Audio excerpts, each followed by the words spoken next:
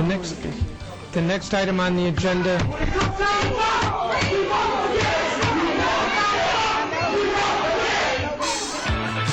That was the scene yesterday at the District of Columbia Council chambers as the mayor's veto of the Walmart bill, or what's being called the Walmart bill, was upheld, was not overruled. You heard the audience reacting there in a pretty disappointed way. One of those council members who did not vote to override the mayor's veto is joining us right now. She is D.C. Council member from Ward 4, Muriel Bowser. Council member Bowser, thanks for joining us this morning.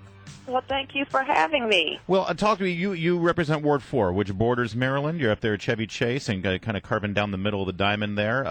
You bet. How much of the fact that you're right there bordering Maryland, knowing that so many of your constituents shop at places like Walmart right across the border there, how much did that factor into your support of the mayor's veto?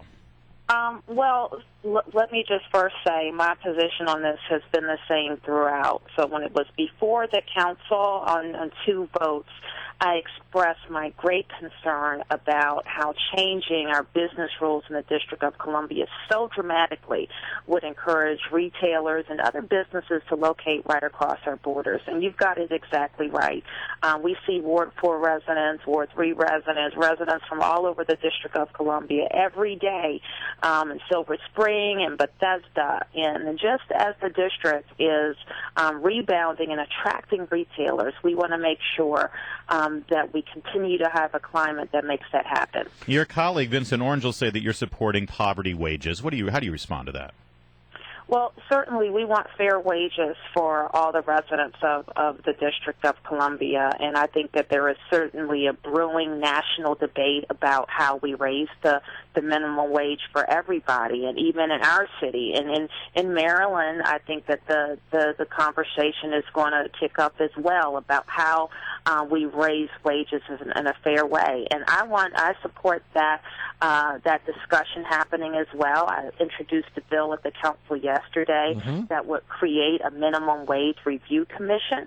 And I also co-introduced with one of my colleagues a bill that would set us on a 3-year track to increase our minimum wage.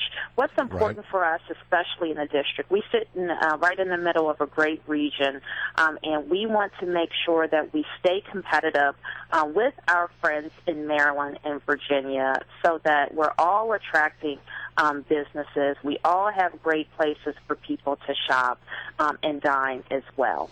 You know, we're speaking to Councilmember Muriel Bowser, who voted to sustain the mayor's veto yesterday. You caught some flack for that, and now your proposal, as you mentioned, is to say, well, let's have a panel look at this and decide what we need to do with regard to wages. You know that there are people already who are saying, like Chef Jeff, who represents a lot of restaurateurs in an organization in the district, saying, look, if you do this, if you raise the minimum wage like some are talking about, you're going to basically wipe me out of business. Are you concerned when you hear voices that say things like that? Absolutely, and that's why I think it's important that we have to say to everybody that it's a delicate balance of making sure we're encouraging great worker protections, great worker wages and programs, but there is a delicate balance between what the business community, small businesses, medium-sized businesses, and big businesses can absorb. This is what we know.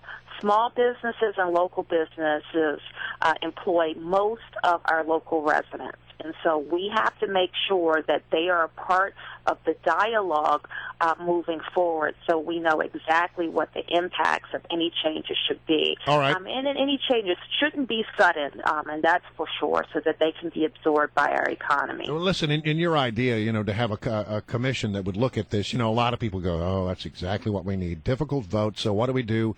We just get another blue ribbon panel to come in here and look at the situation because we as a council are not capable of making the tough decisions.